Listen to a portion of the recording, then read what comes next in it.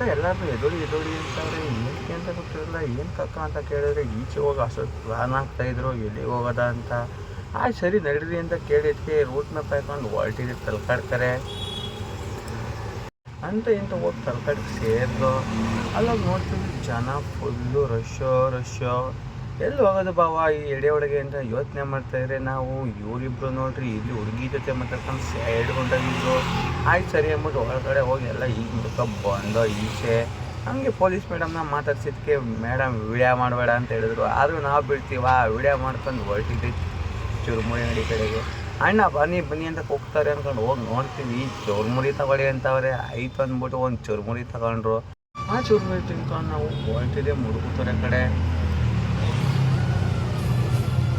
ಇಂಥ ಹೋಗಿ ಮುಡುಗುತ್ತೋರೆ ಸೇರಿದು. ಅಲ್ಲೋಗಿ ನೋಡ್ತೀವಿ ದೇವಸ್ಥಾನ ಮೇಲ್ಗಡೆ ಫುಲ್ ಖಾಲಿ ಐತಲ್ಲಪ್ಪ ಅಂದ್ಬಿಟ್ಟು ಬೇಗ ಬಂದಿದ್ದು ಹೋಗೋಣ ಅಂದ್ಬಿಟ್ಟು ಹೊರಟಿದ್ವಿ ದೇವಸ್ಥಾನ ಒಳಗಡೆ. ಅಲ್ಲೋಗಿ ನೋಡ್ತೀವಿ ದೇವಸ್ಥಾನದಲ್ಲಿ ಕೆಲಸ ನಡೀತೈತೆ ಗುರು.